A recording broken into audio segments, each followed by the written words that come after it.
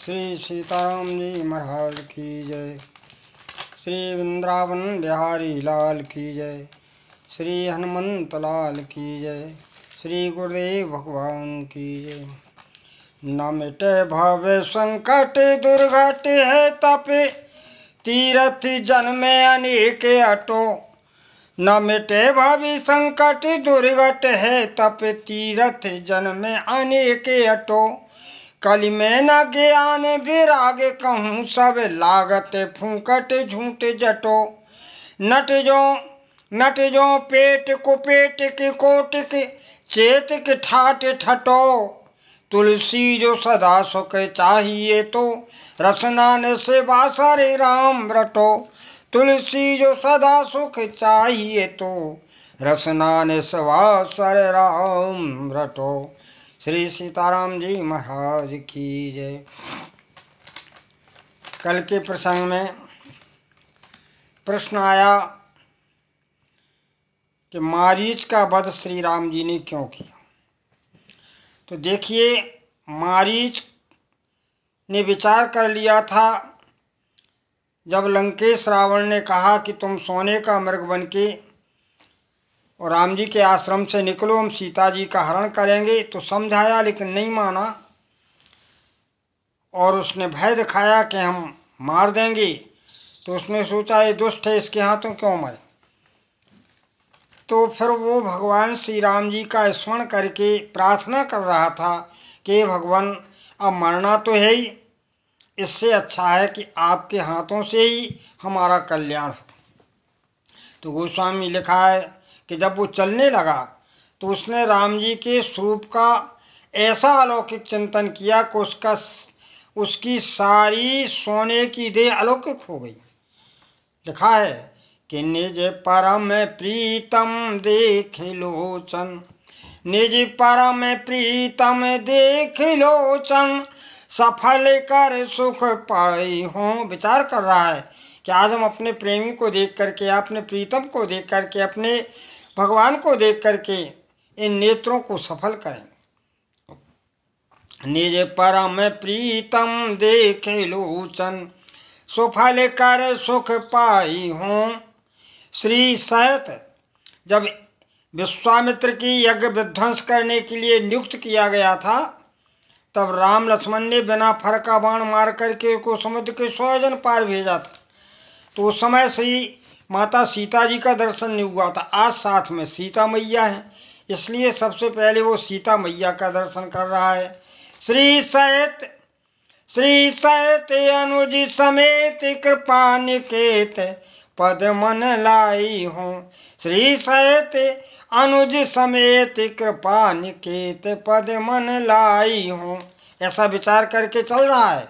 और फिर क्या सोचता है कि अगर वो क्रोध भी करेंगे तो निर्वाण दायक क्रोध जाकर भगत अवसई वश करी। निर्वाण दायक क्रोध जाकर भगत अवसई वश करी। निज पान सर संधान सो मोहि बधें सुख सागर हरि। आज हम भगवान के कर कमलों से मेरा उद्धार होगा, ऐसा भाव लेकर के चल रहा है। आज हम उन परमात्मा के चरण चक्षुओं से दर्शन करेंगे, आज मेरा जीवन धन्य है। और अगर वो क्रोध भी करेंगे तो भी मैं निर्वाण को प्राप्त होऊंगा, ऐसे भाव बना करके और राम जी के स्वरूप का चिंतन करते हुए आश्रम से निकला। इसीलिए तो सीता जी ने उसको अलौकिक देखा।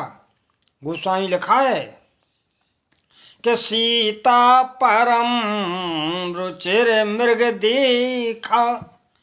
सीता परम रुचिर मृग देखा, अंग अंग सु मनोहर भी। उसके अंग अंग इतने सुंदर थे क्योंकि वो राम जी की झांकी का अपने हृदय में स्वरूप का बसाए हुए था, इसलिए उसके अंग अंग अलौकिक दिखाई दे रहे थे। तो इस तरह वो चला और फिर क्या विचार करता है कि मम पाछे धर धावत। आज प्रभु मेरे पीछे दौड़ेंगे और किस वेश में दौड़ेंगे। धरे सरासन वान धनुष पर बाण चढ़ा करके दौड़ेंगे।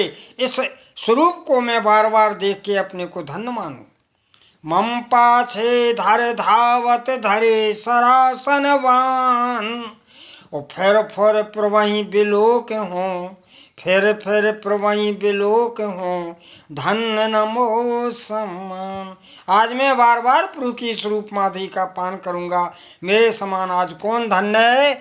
ऐसा भाव बना करके श्री राम जी के झांकी का स्वरूप को अपने हृदय में बसा करके ये आश्रम से निकला। इसीलिए अंतर प्रेम तासु पहचाना, इसकी प्रार्थना को राम जी ने सुना। ये क्या चाह रहा है?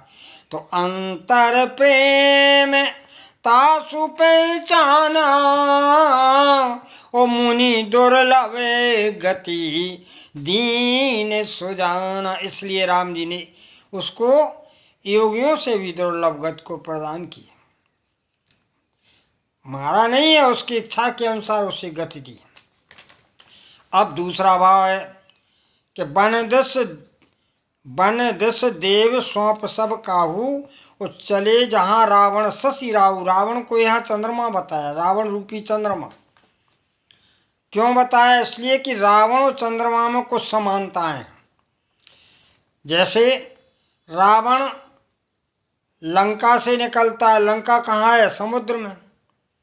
और चंद्रमा भी समुद्र से निकला है, समुद्र मंथन में चंद्रमा समुद्र से निकला है, तो दोनों के निकलने का एक स्थान है। रावण को निशाचर पति कहते हैं, चंद्रमा भी उपग्रहों का निशाचर पति है, और रात में ये निकलता है, रात में वो निकलते हैं, इसलिए निशाचर पति है। रावण जो है अपने भाई कुबेर की धर्मपत्नी से छेड़छाड़ करता है, उसके साथ अनीति करता है, इसलिए कलंकित है। और चंद्रमा ने भी अपनी गुरु पत्नी के साथ जो है अत्याचार किया, इसलिए भी कलंकित है। दोनों कलंकित है, ये समानताएं हैं। इसके बाद में रावण मायावी है, घटता बढ़ता है, छोटा रूप धारण कर लेता, कहीं कुछ बन जाता कुछ। चंद्रमा भी घटता बढ़ता है, ये भी जो है क्या नाम, कभी छोटा होता है कभी बड़ा होता है, कृष्ण पक्ष में घटता है बढ़ता है। इसके बाद में रावण की नाभि में अमृत है। विभीषण ने कहा कि नाभि कुंड पीयूष बस जाके, नाथ जियत रावण बलता के। महाराज इसकी नाभि में अमृत है, इसकी नाभि का अमृत सो को, इसलिए तो इसके सर कटने के बाद में पुनः आ जाती। और चंद्रमा भी अमृत है, क्योंकि ये सुधांशु कहलाता है, इसकी किरणें बड़ी शीतलदायी हैं, तो इससे सिद्ध होता है इसमें भी अमृत है। रावण विष को धारण किया है। कौन से विष को? बोले जननी सम जाने पर नारी, धन पराओ विष ते विष भारी। जीत वरी निज बाहुबल सुंदर असबर नार। जिस देवता की सुंदर कन्या देखता था उसको वर्ण करे, उसको जबरदस्ती उठा के वर्ण कर लेता था। ये इसके अंदर पाप है, ये जहर है। और एक बार कुबेर पर धावा, पुष्पक यान छीन लिया, अपने भाई का भी पुष्पक यान छीन लिया है, तो इसलिए रावण के अंदर जहर है और चंद्रमा के अंदर भी जहर है। बोले चंद्रमा के अंदर जहर कैसे है? जब अमृत है तो जहर। बोले जहर उनके लिए है जो पुरुष वियोगी होते हैं, जो अपने प्रीतम के वियोग में दुखी होते हैं, उनके लिए ये चंद्रमा की शीतल किरणें दाहक बनती हैं। लिखा है विष संयुत कर निकर पसारी, विष संयुत कर निकर पसारी, जारत विरह बंत नर नारी, जारत विरह बंत नर नारी। बिरहियों के लिए, जो बिरही पुरुष होते हैं, बिरही के लिए इसकी किरणें दाहक बनती हैं, इसलिए सिद्ध होता है कि इसमें भी जहर। तो इस तरह दोनों में समानता है। और रावण को राम जी घिसेंगे, चंद्रमा को राहु घिसता है। इसलिए ये समानता बता करके रावण और चंद्रमा की एकता की। अब देखिए, एक प्रश्न आता है कि हम संसार के पीछे पड़ते लेकिन संसार मिलता नहीं। आप मिठाई की दुकान पर जाएं, उससे कहें भैया एक दोना हमें दे दो, हम पैसा दे रहे, तो वो दोना नहीं देगा, आपको अकेले दोना नहीं देगा। जब आप ये कहो कि हमें मिठाई दे दो, रसगुल्ला दे दो, जलेबी दे दो, तो वो मिठाई के पैसे लेगा और दोना फ्री में दे देगा। नियम है, क्योंकि वो मिठाई के साथ ही दोना देना चाहता है, अकेले दोना नहीं देगा आपको, आप पैसे भी दो। उसी तरह परमात्मा की जो कथाएं हैं, भगवान के स्वरूप का जो ध्यान है, वो रस स्वरूप है, मीठा है, अमृतमयी है। तो जो भगवान की कथाओं से प्रेम करते हैं, जो भगवान को मांगते हैं, तो उन्हें दोना अपने आप मिल जाता है। दुनिया संसार अपने आप उसके पीछे हो जाती, या यूं कहिए कि दुनिया के सारे वैभव उसे अपने आप मिलने लगते। और यदि वो दुनिया के पीछे भागता है, संसार के पीछे भागता है, तो दुनिया भी नहीं मिलती और मिठाई भी नहीं मिलती। उसी तरह ये संसार के वैभव भी नहीं मिलते, परमात्मा भी नहीं मिलते, माया मिली न राम। इसलिए भगवान श्री कृष्ण गीता में कहते हैं कि हे अर्जुन, तू मेरे प्राण हुआ हो करके और मेरा भजन कर, मेरे प्राण हो करके कर्तव्य कर्म को करता हुआ मेरा भजन कर, तो तू जो है मेरी कृपा से अविनाशी परम पद को प्राप्त होगा। श्लोक है गीता में एक,